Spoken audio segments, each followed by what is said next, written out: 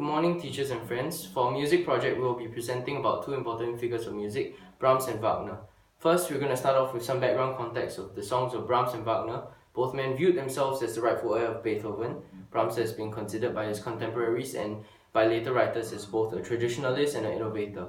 His music is firmly rooted in the structures and compositional techniques of the classical masters. However, the same cannot be said for Wagner.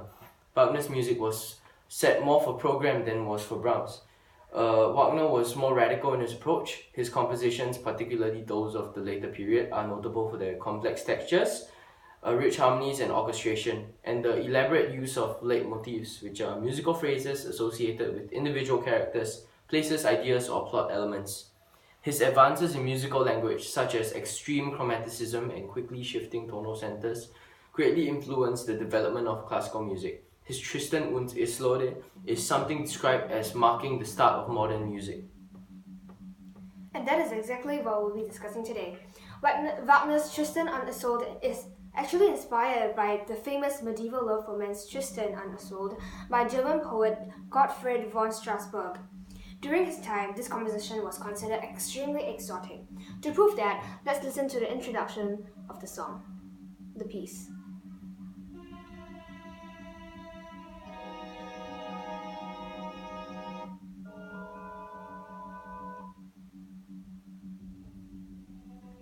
Okay.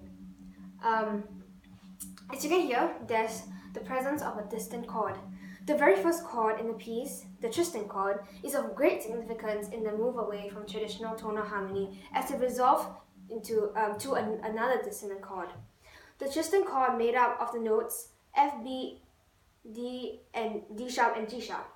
More generally, it can be any chord that consists of these same intervals, augmented fourth, augmented sixth, and augmented ninth above a bass note.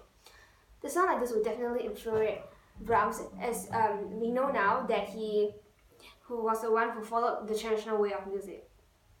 The contrast, amorous and musical, with Brahms could not be greater. The wild ecstasies of the love duet by Tristan and Isolde has no parallel in Brahms. This brings us to talk about Brahms. Brahms was hugely influenced by Beethoven. Here is an example. Do you see the similarity? Although Brahms has even more notes going on in this extract, none of them are distant chords. Everything is harmonious, and that's why Wagner's Tristan und Isolde was such a cultural shock for him. And how did he try to change that? This is when we enter into the War of the Romantics. The War of the Romantics was a term used to describe the time period where musical composers were split due to Romanticism having such a big impact on music. Romantic composers were divided as some of them felt they should continue the same consistent, structured style of music and they should not let music succumb to the influences of Romanticism. Some felt that they should let music be free, and it was during this period when composers started writing music that held stories and conveyed emotion. The conservatives, which Brahms was part of, felt that music should stay structured as it was in the classical period. Progressives felt that music should be free and not be confined to the regular rules that were put upon them. The Industrial Revolution also brought about some changes, with the production of instruments being more convenient. There were more job opportunities and more people were able to take up composing as a career, and thus more people were able to join the two different sides.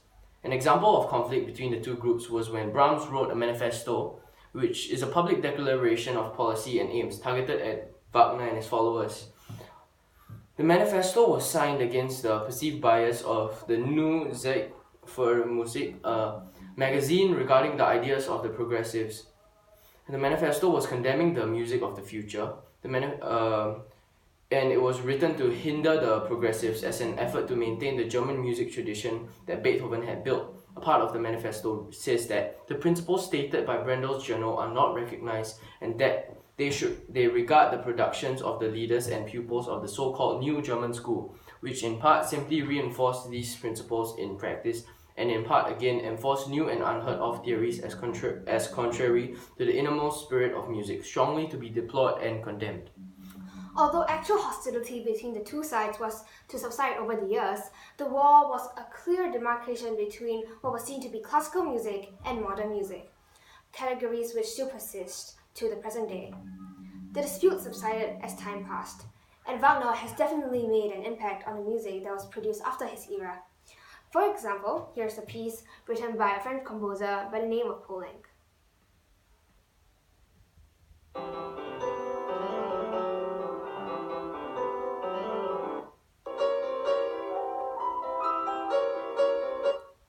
And the next example I have is a piece by Jean Apsil.